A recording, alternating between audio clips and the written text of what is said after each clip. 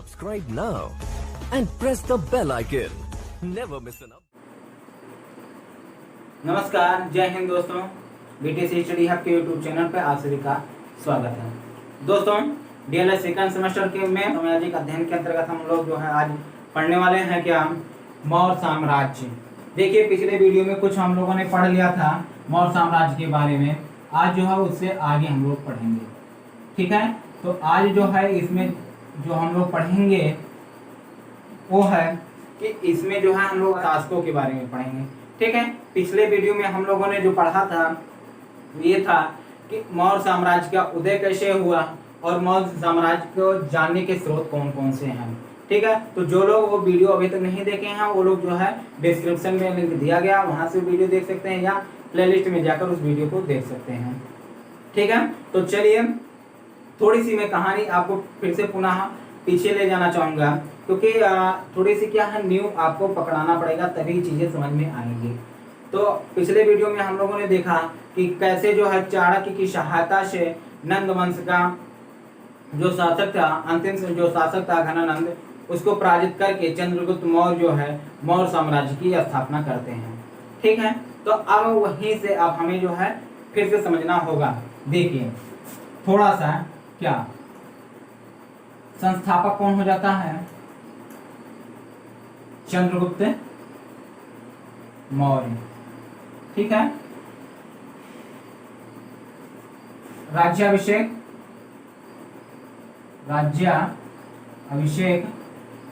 कब होता है, 322 ईसा पूर्व अर्थात बीसी, ठीक है। आप बीसी से याद रखने का मतलब है कि बिफोर क्राइस्ट, ठीक है, ईसा मसीह के जन्म के पहले। तो संस्थापक चंद्रगुप्त मौर्य, राज्याभिषेक 322 ईसा पूर्व। चीन में एक जो अभिलेख मिला है, उन्हीं उस अभिलेख से पता चलता है कि चंद्रगुप्त मौर्य का जो है राज्याभिषेक 322 ईसा पूर्व में हुआ था। हालांकि आपको बहुत सारी बुकों में 321 ईसा पूर्व भी मिल जाएगा, इसमें आप जो है डेट को लेकर ज्यादा कंफ्यूज मत होइएगा। 322 ही अभिलेख के अनुसार जो है 322 है, ठीक है। तो अब बात आती है कि स्थापना किसकी सहायता से हुआ था। सहायता कौन किया था, चाणक्य। कौन, चाणक्य। इसको और किस नाम से जाना जाता था, विष्णुगुप्त और क्या, कौटिल्य। देखिए ये सारी चीजें आपको ध्यान में रखना बहुत जरूरी है, ठीक है। इसलिए क्योंकि आपके डीएलएड में यहाँ प्रश्न बनता है। आपका जो डीएलएड का जो प्रश्न है आप लोग पढ़ रहे होंगे तो आप लोगों ने देखा ही होगा कि इससे जो है प्रश्न आपके उसमें सिलेबस में बनता है। तो इसमें दो चीजें, फर्स्ट आपका ये संस्थापक कौन था, चंद्रगुप्त मौर्य। किसको हराकर बने थे ये, किसको पराजित, नंद वंश को। नंद वंश के बाद किसको पराजित किए थे, घनानंद को पराजित कर, ठीक है। तो घनानंद को पराजित कर चंद्रगुप्त मौर्य मौर्य साम्राज्य की स्थापना किए थे, ठीक है। तो अब यहाँ तक मैंने जो है पिछले वीडियो में पढ़ लिया था। अब इसमें जो है हम लोग थोड़ा सा आगे बढ़ते हैं। आगे क्या बढ़ते हैं, हाँ एक चीज और यहाँ पर आप लोग कर लीजिएगा कि राजधानी, क्या राजधानी। तो देखिए राजधानी क्या थी, पाटलिपुत्र। कहाँ स्थित है, गंगा और सोन नदी के संगम पे। गंगा और सोन नदी का संगम वहीं पर ये है, ठीक है। तो राजधानी हो गई, स्थापना हो गया, अभिषेक हो गया, और किसकी सहायता से, चाणक्य की सहायता से। और इनकी पुस्तक का नाम क्या है, जरूर याद रखिएगा, क्या, अर्थशास्त्र। क्या, अर्थशास्त्र। देखिए मैं पुराना थोड़ा सा रिवीजन कर रहा हूँ, ठीक है, चीजों को क्लियर करने की। देखिए भाई जो है इसको काम आने वाला, इसका जो है क्या काम आने वाला इन सारी चीजों का, ठीक है। तो आप लोग जो है इसको नोट कर सकते हैं, नोट भी किए होंगे। चलिए ठीक है, आप लोग वीडियो नोट रोक कर आप लोग इस चीज को नोट करिए। देखिए मैं जो है स्पेशली किसी प्रश्न को नहीं बता रहा हूँ, यहाँ पर सारे प्रश्न आपको मिल जाएंगे, जब भी पढ़ेंगे आपको सारे प्रश्न मिल जाएंगे। पहला प्रश्न संस्थापक से आता है, दूसरा प्रश्न राजधानी से आता है, तीसरा प्रश्न है ये देखिए चाणक्य के संबंध में आता है। चाणक्य नाम कौन था? चंद्रगुप्त मौर्य का जो है एक तरीके से कहा दिया जाए प्रधानमंत्री। क्या? प्रधानमंत्री।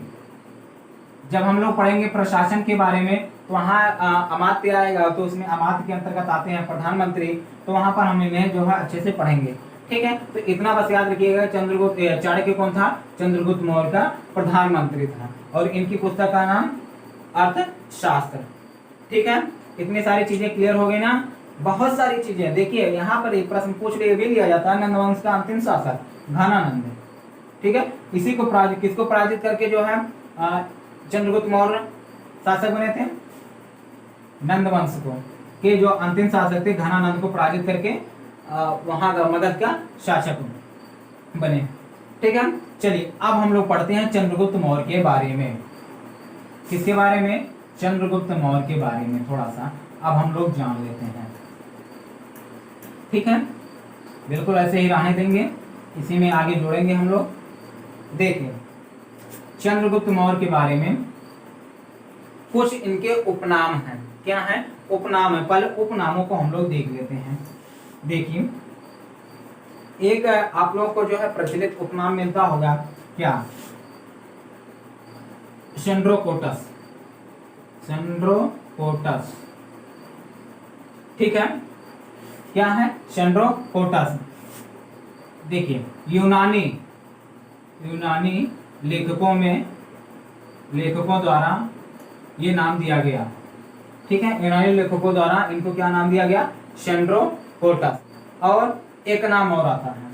क्या? एंड्रोकोटस। एंड्रोकोटस। ठीक है, बिल्कुल कंफ्यूज मत होइएगा। सारे के सारे नाम किसके हैं? चंद्रगुप्त मौर्य के। और एक और शेंड्रोकोटस। शेंड्रोकोटस। ये तीन नाम मिलते हैं किसके? चंद्रगुप्त मौर्य के। ये सारे के सारे नाम यूनानी दार्शनिक जो हुए या यूनानी लेखक जो हुए उन्हीं के द्वारा ये नाम दिया गया। और इसकी जो पहचान की थी किसने? विलियम जोन्स ने। पहचान, इस नाम की जो पहचान किसने की थी? William Jones. कौन? William Jones. ठीक है, विलियम जोन्स एक इतिहासकार हैं जो इन जो नामों का उल्लेख हुआ है वो किसके परिप्रेक्ष्य में या किसके संबंध में हुआ है? तो चंद्रगुप्त मौर्य के। तो एक प्रश्न आपका एक और बन गया। सारे प्रश्न बहुविकल्पीय सारे प्रश्न बन जा रहे हैं, और आपके एक नंबर के प्रश्न सारे इसमें बन जा रहे हैं। आपको राज्याभिषेक की बात ज्यादा होती नहीं है, इसलिए मैं ज्यादा राज्याभिषेक पर आप मत ध्यान दीजिएगा, लेकिन इस चीज को जरूर ध्यान दीजिएगा। चंद्रगुप्त मौर्य को किस नाम से जाना जाता था? शेंड्रोकोटस या शेंड्रोकोटस या शेंड्रोकोटस या एंड्रोकोटस। तीनों नाम में से किसी नाम को आप लिख सकते हैं, कोई दिक्कत नहीं है। ज्यादातर यही लोग आप यूज करते होंगे, यही तक आप जो है लिखा हुआ पाए होंगे। ठीक है, तो इन तीनों नामों में से आप कोई भी लगा सकते हैं, या तीनों नाम आपको देखने को कहीं मिल जाएगा। तो ऐसा नहीं रहेगा कि एक ही विकल्प में सारे नाम आ जाए। ठीक है, हाँ एक चीज ऐसा हो सकता है कि सारे नाम देकर उपरोक्त सभी कर दिया जाए वहां पर, तो ऐसा फिलहाल चांस नहीं बनेगा, यही बनेगा शेंड्रोकोटस। ठीक है, चलिए अब बात कर लेते हैं क्या इनके वंश के बारे में कि ये आखिर कौन थे और किस वंश से संबंधित थे। तो इनके वंश की यदि बात की जाए तो बहुत सारे जो है भ्रांतियां हैं। एक तरीके से कहा दिया जाए जितने भी इतिहासकार लोग हैं वो लोग एक मत नहीं है। क्या है? एक मत नहीं है। तो कोई एक मत है नहीं, तो इससे क्या होगा? सभी लोग जो है अपने अपने तरह से चीजों को व्याख्या किए हैं, एक तरीके से बताए हैं। तो विभिन्न प्रकार के देखिए जानकारी हमें कैसे मिलती है कि ये किस जो है कुल के थे या इनका वंश क्या था। तो इन सारी चीजों की जानकारी हमें किसी न किसी स्रोत के माध्यम से मिलती है। वो स्रोत चाहे पुरातात्विक स्रोत हो सकता है या साहित्यिक स्रोत हो सकता है। तो साहित्यिक स्रोतों में इन सारी चीजों का हमें वर्णन मिलता है। तो चलिए देखते हैं कौन कौन से साहित्यिक स्रोत हैं जिन्हें इनके वंश के बारे में बताया गया है। जिसमें जो है ठीक है, तो पहले बात कर लेते हैं किसकी, कुल की। तो देखिए जितने भी ब्राह्मण ग्रंथ हैं, जितने भी ब्राह्मण पुराण हो गए, तो उनमें क्या है, ब्राह्मण ग्रंथों में इन्हें, ब्राह्मण ग्रंथ में इन्हें शूद्र कहा गया है। क्या, शूद्र कहा गया है। फिर बात कर लेते हैं किसकी, बौद्ध साहित्य की। किसकी, बौद्ध साहित्य की। देखिए उस समय चंद्रगुप्त मौर्य के समय बौद्ध साहित्य एक तरीके से बौद्ध धर्म का वर्चस्व था उसमें। बौद्ध धर्म और जैन धर्म, ये दोनों धर्म क्या है, वर्चस्व में थे। सभी लोग, दोनों धर्म क्या है, अपने अपने स्थान पर क्या थे, महान थे। और उस समय प्रचलित में ज्यादातर एक तरीके से प्रचार प्रसार हो रहा था किसका, जैन धर्म और बौद्ध धर्म का। ठीक है, तो बौद्ध साहित्यों में इन्हें जो है क्षत्रिय कहा गया है। क्या कहा गया है, क्षत्रिय कहा गया है। देखिए इसमें के अंतर्गत जो है बौद्ध साहित्य में दो बौद्ध ग्रंथ हैं, उनमें जो है इन्हें जो है क्षत्रिय बताया गया है। कौन कौन से, एक जो है महावंश, एक जो है क्या, महावंश, और दूसरा है दिव्यावदान में, दिव्यावदान। ठीक है, महावंश में इन्हें जो है मौर्य, क्या, मौर्य क्षत्रिय बताया गया है।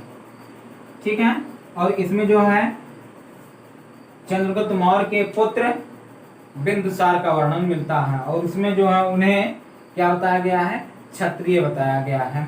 ठीक है, चलिए एक और साहित्यिक ग्रंथ है जो गुप्त वंश का है, क्या है, मुद्रा राक्षस।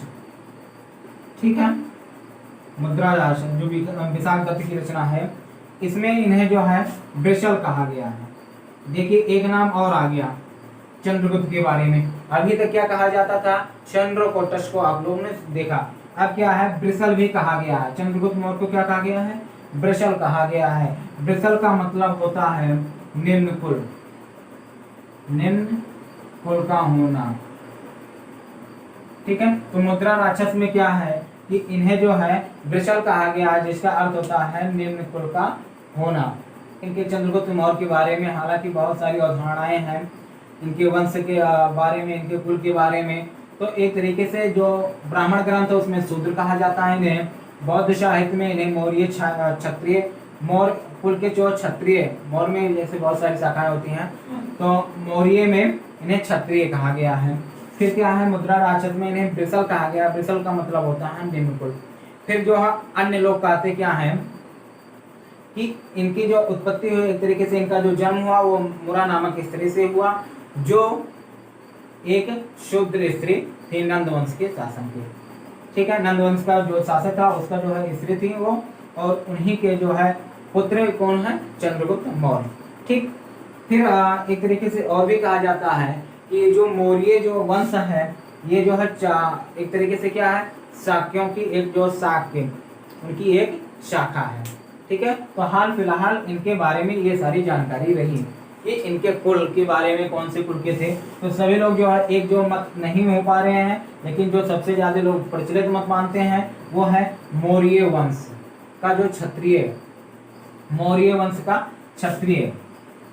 तो वहां पर इनका जो कुल है ये है, और हालांकि इनके कुल के बारे में कभी कभी आ जाता है कि ये किस कुल के थे, तो आप लोग जो है इसमें लिख सकते हैं कि इनके कुल के बारे में कोई जो है इतिहासकार एक मत नहीं है।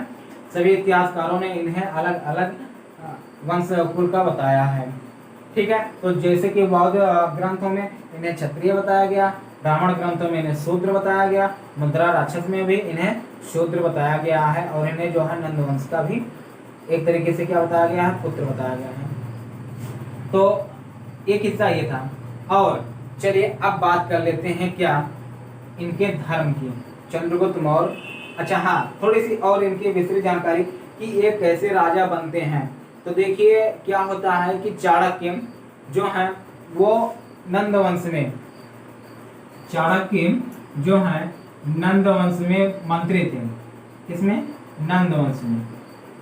ठीक है, वहां से इन्हें अपमानित करके बाहर निकाल दिया जाता है, राज्यसभा से इन्हें बाहर निकाल दिया जाता है। तो ये प्रण ले लेते हैं कि अब हम जो है नंद वंश का विनाश करके रहेंगे, और अपनी शिखा कहने मतलब जो चोटी होती थी उसको तभी बांधेंगे जब तक नंद वंश का क्या हो जाता है, विनाश नहीं हो जाता है, या पूरा नष्ट नहीं कर देंगे या खत्म नहीं कर देंगे, तब तक हम जो अपनी शिखा को नहीं बांधेंगे।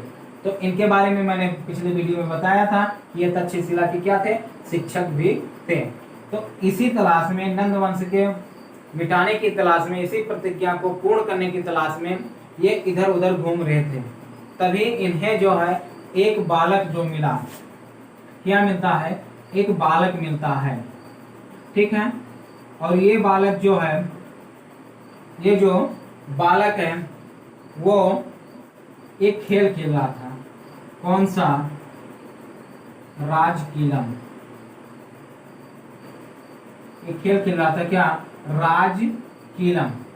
एक जो है वो खेल क्या था, राजकीलम। इसका मतलब, राजकीलम का मतलब होता है कि किसी ग्रुप का नेता होना। जैसे क्या होता है, कोई मंच पे खड़ा हो गया और बहुत सारे लोगों को क्या कर रहा है, संबोधित कर रहा है। जस्ट वैसे ही ये जो है लड़का, वो इस तरीके के खेल के अंतर्गत वो अपने जो है अन्य साथियों को दिशा निर्देश दे रहा था, ठीक है। तो चंद्रगुप्त यहाँ पर, ये जो चाणक्य है, इस बालक को, ये खेल से क्या होते हैं, प्रभावित होते हैं और देखते हैं कि इस बालक अंदर लीडरशिप की भावना है। कहने मतलब है एक तरीके से कि नेतृत्व की क्षमता इसके अंदर है, इसके अंदर जो है नेतृत्व की क्षमता है। तो वो जो है इस बालक को 1000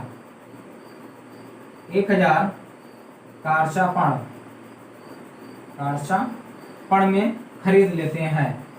क्या है, 1000 कारशापण में खरीद लेते हैं और इसको कहाँ लेकर चले जाते हैं, तक्षशिला। कहाँ, तक्षशिला।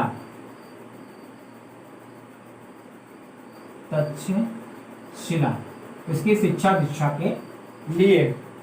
देखिए, आप लोगों को कहानी इसलिए बता रहा हूँ कि जिससे जो है आपको ये सारी चीजें याद रहे, ठीक है। तो तक्षशिला लेकर जाते हैं, इसकी शिक्षा दीक्षा करते हैं।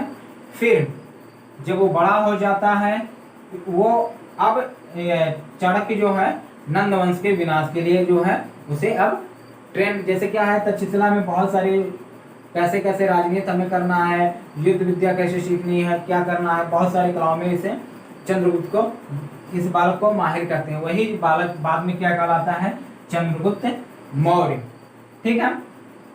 तो चलिए अब जो है चंद्रगुप्त मौर्य के बारे में थोड़ा और जानते हैं हम लोग कि इन्होंने जो है कैसे इस मौर्य साम्राज्य की स्थापना की, ठीक। तो बात पहले आती है लड़ाई की। जाहिर सी बात है कि यदि उसे नंद वंश को समाप्त करना है तो युद्ध करना ही पड़ेगा। तो इसमें जो है बहुत सारी कथाएं या लोकोक्तियां जो हैं प्रचलित हैं बौद्ध ग्रंथों में और जैन ग्रंथों में भी। तो उन ग्रंथों के आधार पर यह कहा जाता है कि चंद्रगुप्त मौर्य जो है नंद वंश अर्थात कहाँ, मगध, कहाँ था, मगध का ये शासक था। नंदवंश जो है कहाँ था, मगध पे, ठीक है। तो ये क्या करते हैं, चंद्रगुप्त मौर्य डायरेक्ट जो है मगध पर आक्रमण करते हैं। किस पर, मगध पर आक्रमण करते हैं। तो क्या होता है, इन्हें पराजय झेलना पड़ता है, पराजित हो जाते हैं। तो ये पराजित होकर उसी गांव में बैठे थे, एक जो है किसी घर के सामने बैठे थे। तो वहां पर एक कथा है कि एक महिला जो है अपने बेटे को रोटी बनाकर देती है। तो वो लड़का जो है, बालक जो है, उस रोटी को, जैसे ये रोटी है तो उस रोटी को बीच से खाना प्रारंभ करता है। लेकिन क्या होता है, वो जल जाता है। क्या जाता है, जल जाता है, वो रोटी नहीं खा पाता है। तो उसकी माँ कहती है कि तुम वैसे ही कर रहे हो जैसे चंद्रगुप्त मौर्य कर रहा है। तो उस लड़के ने पूछा कि मतलब, इसका मतलब क्या हुआ कि, तो फिर इसकी माता ने बताया कि जैसे तुम बीच की रोटी खा रहे हो, किनारे किनारे को नहीं खा रहे हो, वैसे चंद्रगुप्त मौर्य भी कर रहा है कि किनारे इसके जो प्रांतीय जो इसके जो है क्षेत्र हैं उसको ना जीतकर डायरेक्ट किस पर जीतना चाह रहा है, मगध को जीतना चाह रहा है, जिससे ये हमेशा पराजित हो जा रहा है, ठीक। तो वही सिचुएशन यहाँ पर इसने जो है अपने पुत्र को बताया। तो यहीं से सीख लेता है चंद्रगुप्त मौर्य। और फिर जो है इसके जो किनारे के जो राज्य थे, जो क्षेत्र थे हैं, उसको विजित करता है, अर्थात उसको जीतता है। फिर जो है मगध पर आक्रमण करता है और घनानंद को हराकर मौर्य साम्राज्य की स्थापना करता है। ठीक है, तो चलिए पहले इसके हम जो है हम लोग लड़ाइयों के बारे में देख लेते हैं। इन्होंने जो है कौन कौन सी लड़ाइयाँ लड़ी।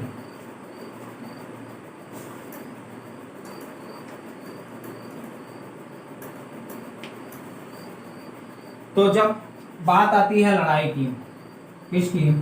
लड़ाई की, तो हालांकि आप लोगों ने देखा कि वो सबसे पहला जो है युद्ध कहाँ करने जाता है? मगध पर, जहाँ उसे क्या होता है? पराजय झेलना पड़ता है। जाहिर सी बात है, किसी के दुश्मन के घर में जाके जब वार करोगे तो चारों तरफ से घेर लिए जाओगे। जब आपने सभी से मित्रता नहीं की, डायरेक्ट दुश्मन के घर में जाके घुसकर उसको मारने का प्रयास करेंगे तो आप वहां पर घेर ले जाओगे, मार दिए जाओगे।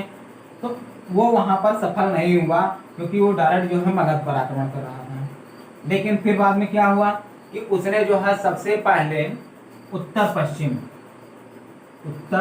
पश्चिम क्षेत्रों को जीता। उत्तर पश्चिम का मतलब क्या हो गया? इस चीज को आप लोग देख लीजिए। कैसे? देखिए, ये उत्तर, ये पूरब, ये पश्चिम, ठीक है, ये दक्षिण। उत्तर पश्चिम का मतलब ये वाला क्षेत्र, ये वाला। ठीक है, अब इसको हम भारत की नक्शा पे बनाते हैं। इसको मैं मिटा दे रहा हूँ अभी हाल के लिए, क्योंकि आप थोड़े से इस चीज को नक्शे से आप लोग समझ जाएंगे तो भूलेगा नहीं ये चीज। जैसे अभी ये नक्शा आपको बहुत काम आने वाला है। जैसे यहाँ पर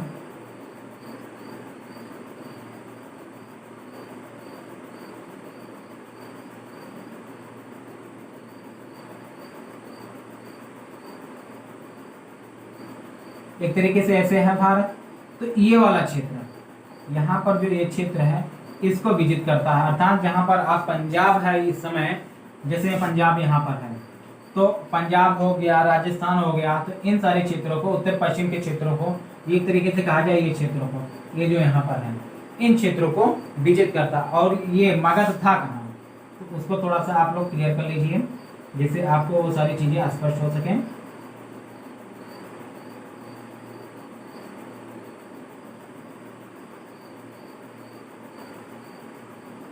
कुल मिला जुला के मोटा मोटा है।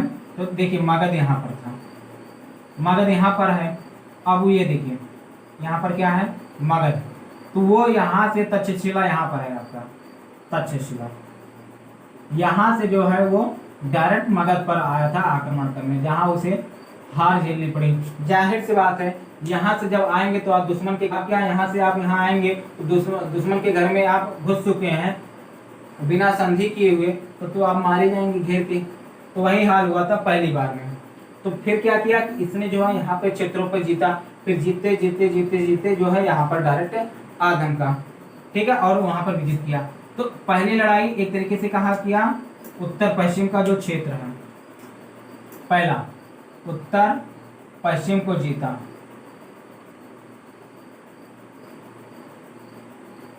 उत्तर पश्चिम को जीता, ठीक है।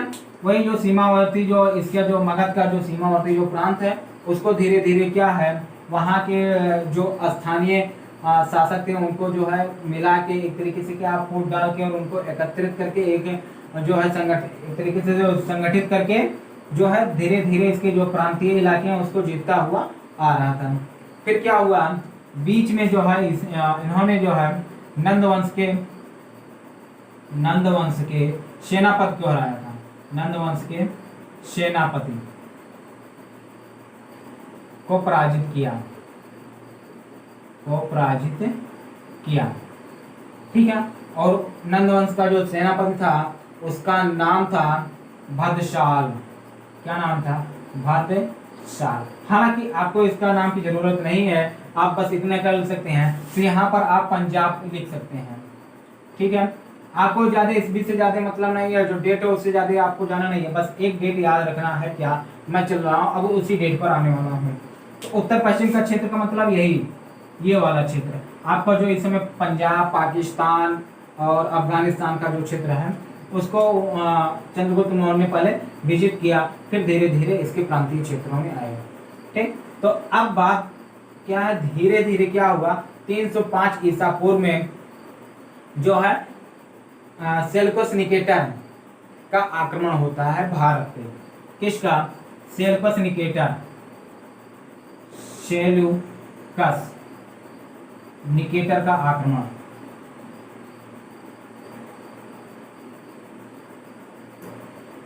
कब? 305 बीसी में। कब होता है? 305 बीसी में। 2 मिनट, मैं यहाँ पर इससे ज्यादा हिस्से का मतलब है नहीं, तो इसको मिटा दे रहा हूँ। ठीक है, 305 बीसी में जो है सेल्यूकस निकेटर का आक्रमण होता है। सेल्यूकस निकेटर, अब चलिए थोड़ा सा अब सेल्यूकस निकेटर के बारे में जान लेते हैं। देखिए क्या है कि जो सेल्यूकस निकेटर है वो अलेक्जेंडर अर्थात सिकंदर का सेनापति था, और सिकंदर की मृत्यु के बाद सेल्यूकस निकेटर उसका उत्तराधिकारी बनता है।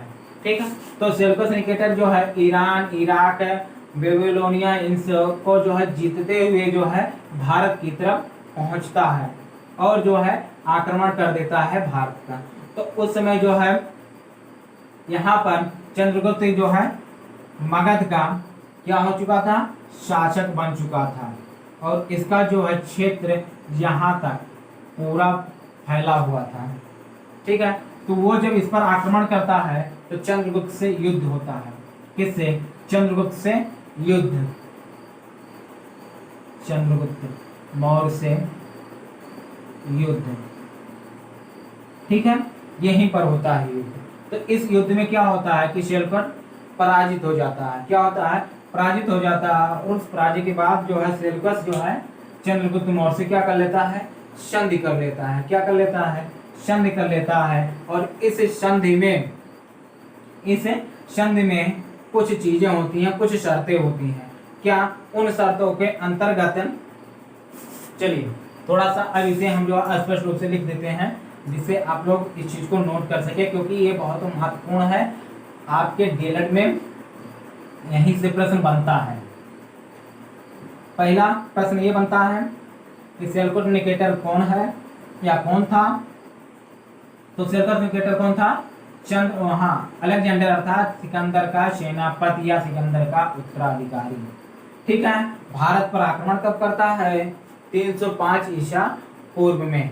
ठीक है, सेल्यूकस निकेटर जब आक्रमण करता है तो उस समय भारत किस वंश का या एक तरीके से किसका शासन था उस समय? तो किसका था? मौर्य साम्राज्य का। मौर्य साम्राज्य के किसके अंतर्गत? चंद्रगुप्त मौर्य शासक कर रहा था। ठीक है, कितने प्रश्न आपके बनते हैं? तो चलिए क्या हुआ, सेल्यूकस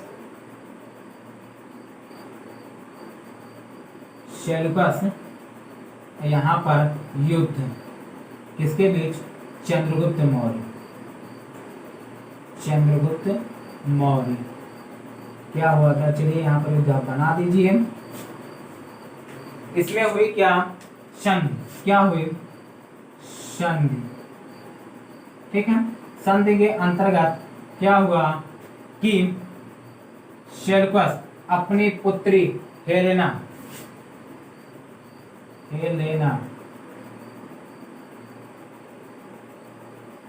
का विवाह चंद्रगुप्त मौर्य से कर दिया।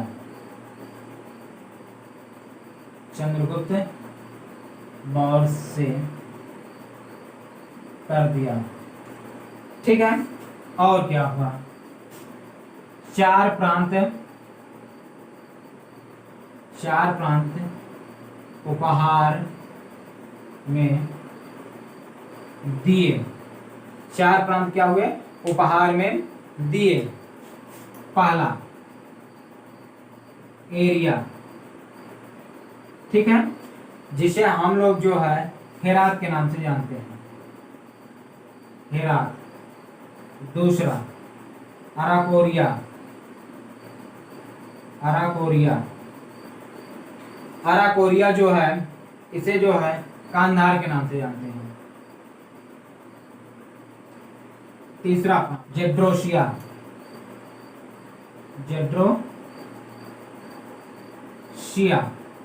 ये क्या है? कामरान मकरान सॉरी मकरान तट, ठीक है। और लास्ट में पेरोपेनिस डाइस, पेरोपेनिस डाई अर्थात काबुल। ये जो प्रांत जो है सेल्यूकस ने चंद्रगुप्त मौर्य को उपहार में दिया। किसको? चंद्रगुप्त मौर्य को उपहार में दिया। कौन कौन से? तो आपको बस ये याद रखना है, हेरात, कांधार, मकरान, काबुल। क्या याद करना है? हेरात, कांधार, मकरान, काबुल। चलिए अब इसको थोड़ा सा ट्रिक के माध्यम से याद करते हैं हम लोग। क्या? हेरते हुए गंध, हेरते हुए मतलब हेरात, गंध मतलब है कांधार। हेरते हुए गंध मकरान काबुल पहुंचा। हेरते हुए गंध मकरान काबुल पहुंचा। आप लोग याद ही कर सकते हैं, हेरते हुए गंध मकरान काबुल पहुंचा, काबुल पहुंचा। हेरते मतलब है हेरात, गंध का मतलब है कांधार, मकरान का मतलब है मकरान तट, और काबुल। ठीक है, तो आप लोग इसे जो है याद कर सकते हैं बड़े आराम से, कोई ज्यादा दिक्कत नहीं है। फिर क्या होता है, एक संधि और एक शर्त क्या होता है, चंद्रगुप्त मौर्य जो है इसे 500 हाथी उपहार में देता है। 500 हाथी उपहार में देता है। तो देखिए यहाँ पर ये कह सकते हैं कि ये जो हेलेना का जो विवाह था, ये पहला इंटरनेशनल विवाह था। जो हेलेना का जो विवाह हुआ, एक तरीके से आप लोग बुद्धि लगाएंगे तो क्या है कि पहला इंटरनेशनल विवाह, एक देखा जाए इतिहास का पहला इंटरनेशनल विवाह, जिसमें जो है दहेज के रूप में उसे 4 जो है क्या मिले, एक तरीके से प्रांत मिल गए। कौन कौन से? हेरते हुए गंध कामरान काबुल पहुंचा, अर्थात हेरात, कंधार, मकरान और काबुल। ठीक है, आप इसे याद ना करेंगे तो चल जाएगा, कोई दिक्कत नहीं है, लेकिन ये चीजें आपको याद ही करनी पड़ेंगी। ये थोड़ा सा हाई लेवल हो जाता है, तो आप इसे मत याद करिए, कोई दिक्कत नहीं, लेकिन इन तीनों चारों चीजों को आपको याद करना पड़ेगा। और आपके डीएलएड में क्यों? क्योंकि वहां पर एक प्रश्न बनता है कि जब युद्ध सेल्यूकस और निकेटर के बीच हुए युद्ध की जो संधि हुई थी, उसमें कौन कौन सी शर्तें थी?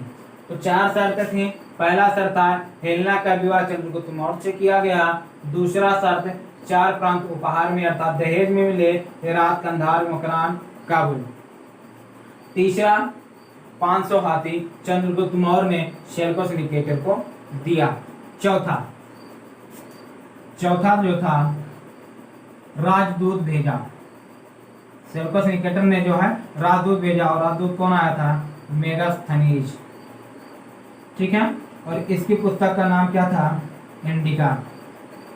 ठीक, वही 305 ईसा पूर्व में जो है राजदूत किसका था? Seleucus Nicator. सेल्यूकस निकेटर कौन था? सिकंदर का सेनापति, सिकंदर का सेनापति। ठीक है, ये सारी चीजें रही युद्ध के बारे में। क्लियर हो गया ना? आपके 2 नंबर के प्रश्न यहीं से बनेंगे। आप इसे जो है अच्छे से याद कर लीजिए और व्यवस्थित क्रम में अपने जो है कॉपी में जरूर लिखिए इसे। ठीक है, मैं यहाँ पर ग्राफ को आपको इसलिए समझा दे रहा हूँ कि चीजें ज्यादा रटनी ना पड़े, आप जो है आराम से समझ जाए और इसे याद कर ले जाए। ठीक है, ग्राफ ले पढ़ेंगे। इतिहास है क्या? बहुत बड़ा इतिहास है, बहुत सारी चीजें हैं जिसे आपको एक तरीके से पीएचडी इसमें करना नहीं है, ऊपरी जानकारी इसमें पूछी जाती है। तो इसलिए आपको लड़ाई में इस चीज को याद रखना है कि सेल्यूकस निकेटर भारत पर कब आक्रमण करता है? 305 ईसा पूर्व में। उसके बीच कौन कौन सी संधियां हुई थी? तो संधि के अंतर्गत कौन कौन सी शर्तें थी? तो 4 शर्तें थी, जिसमें हेलेना का विवाह, उसमें एक और आता है क्या? कर्नेलिया भी आप पूछ लिया जाता है। कार्नेलिया, ये भी एक नाम, ये भी आप पाएंगे। तो देखिए दोनों नाम इसी के हैं, हेलेना के ही हैं। तो इसमें आप कंफ्यूज मत होइए, क्योंकि जितने भी इतिहासकार हैं सभी लोग अपने अपने तरीके से उसको क्या है नाम दिए हैं।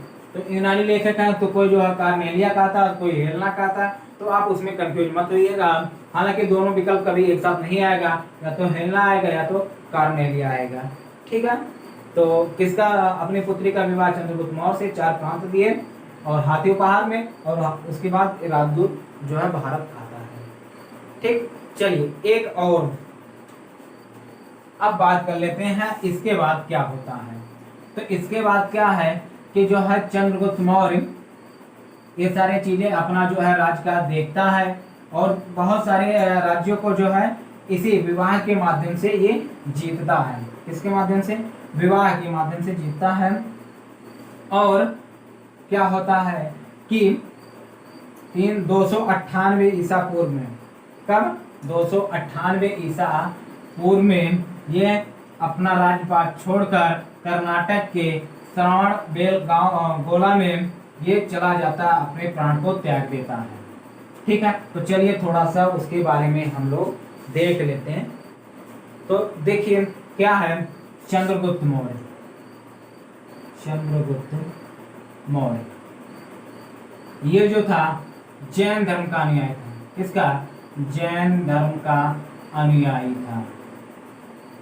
ठीक है, ये जो जैन शब्द है, ये जो जैन शब्द जिन शब्द से बना है और इसका अर्थ होता है इंद्रियों पर नियंत्रण करना। इंद्रियों पर नियंत्रण करना। ठीक है, इंद्रियों पर नियंत्रण करना। अब जो है इसकी दीक्षा जो है किससे लेता है? भद्रबाहु से। किससे? भद्रबाहु से। ठीक है, और इन्हीं के साथ 298 बीसी में कहाँ चला जाता है? श्रवण बेलगांव। कहाँ? श्रवण बेलगोला, सॉरी बेलगोला, ये कहाँ है? कर्नाटक। ठीक है, श्रवण बेलगांव गोला में एक जो पहाड़ी है चंद्रगिरी, कहाँ? चंद्रगिरी पर ये जो है संलेखना पद्धति के अंतर्गत संलेखना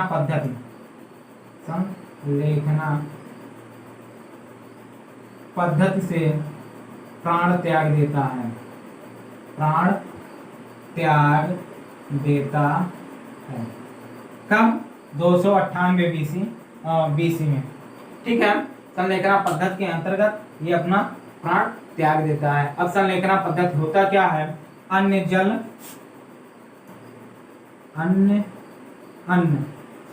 अन्य नहीं रहेगा, अन्य जल को त्याग कर प्राण त्यागना।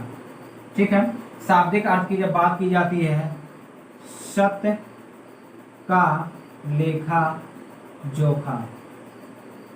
सत्य का लेखा जोखा, जिसका जो है अपनी भाषा में एक तरीके से कहा जाए, इस भाषा में इसका अनुवाद क्या होगा? अन्य जल को त्याग कर प्राण त्यागना। तो ये इस तरीके से होता है। फिर क्या होता है? इसी में एक चीज और घटना होती है। क्या?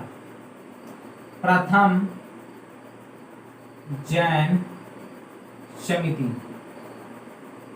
प्रथम जैन समिति का आयोजन होता है। किसके का शासनकाल में? चंद्रगुप्त मौर्य के। और इसी में जो है जैन धर्म का विभाजन हो जाता है। किसका? जैन धर्म का विभाजन। जैन धर्म का विभाजन 2 भागों में बढ़ जाता है। एक होता है श्वेतांबर और एक दिगंबर।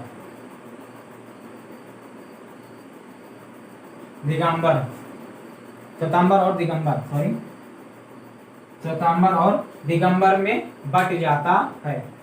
तो ये था एक प्रश्न आपका बनता क्या है? देखिए यहां से आपके 3 प्रश्न बनेंगे डेढ़ में। पहला, चंद्रगुप्त मौर्य किस धर्म का अनुयायी था? जैन धर्म का। अगला, चंद्रगुप्त मौर्य जो है अपना प्राण कहाँ त्यागा? श्रवण बेलगोला में जो है त्यागा था। किस पद्धति के अंतर्गत? संलेखना पद्धति के अंतर्गत। जैन धर्म की दीक्षा किससे ली थी? भद्रबाहु से। अगला जो प्रश्न बनता है, प्रथम जैन समिति का आयोजन किसके काल में हुआ था? चंद्रगुप्त मौर्य के काल में। ठीक है, तो हाल फिलहाल ये था चंद्रगुप्त का लेखा जोखा, और आप लोगों ने जो है, आपको उम्मीद है आप लोगों ने देखा कि कैसे जो है चंद्रगुप्त मौर्य अपने साम्राज्य की स्थापना करता है और कैसे जो है विभिन्न लड़ाइयाँ लड़ता है और अपने प्राण कब त्यागता है। तो ये पूरा डिटेल रहा चंद्रगुप्त मौर्य के बारे में। अब जो है अगले वीडियो में हम लोग देखेंगे कि इसका जो पुत्र है, दो प्राण त्यागने के बाद इसका पुत्र बिंदुसार जो है वो राजगद्दी पर बैठता है। फिर उसके बाद अशोक, तो दो प्रशासक इसमें एक तरीके से दो शासक इसमें महत्वपूर्ण है। उसको जो है हम लोग नेक्स्ट वीडियो में पढ़ेंगे। आज की वीडियो में बस इतना ही रखते हैं। आपको वीडियो कैसा लगा, शेयर ज़्यादा से आप लोग इस वीडियो को ज़्यादा से ज़्यादा शेयर कीजिए तथा वीडियो को लाइक करके जरूर जाइएगा। तो चलिए दोस्तों, फिर मिलते हैं जो नेक्स्ट वीडियो के लिए साथ। तब तक के लिए जय हिंद, धन्यवाद।